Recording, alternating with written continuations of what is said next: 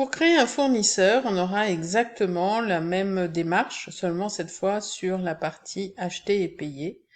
Donc fournisseur, vous allez avoir, voilà, vous allez retrouver les mêmes informations, donc votre code, le code voilà, que vous avez choisi de donner à votre fournisseur. Pareil, est-ce que c'est une personne physique ou une entreprise?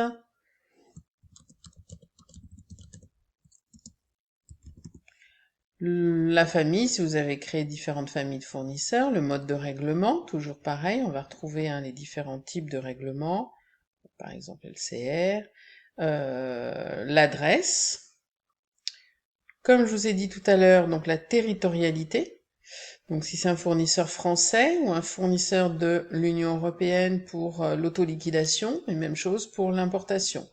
Donc si c'est intracommunautaire, vous devrez bien évidemment renseigner le numéro de TVA intracommunautaire et de bien voir que la TVA que de ce fournisseur, si vous avez un prestataire de service, bah comme si voilà, si c'est une TVA sur les encaissements ou si ce fournisseur a pris l'option sur les débits. Si c'est un fournisseur de biens, ben pas de problème, on est sur la TVA sur les débits.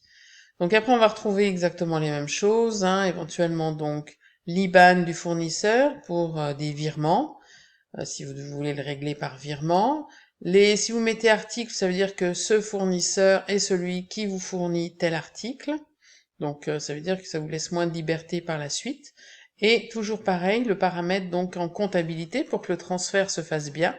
Donc dans quel compte collectif, donc 401 bien fournisseur, dans quel compte auxiliaire, donc par défaut c'est toujours le même, mais si vous voulez le modifier, ben c'est ici que vous allez pouvoir donc modifier son compte. Hein. Voilà. Et après vous n'avez plus qu'à enregistrer comme tout à l'heure pour retrouver votre fournisseur. À vous de jouer.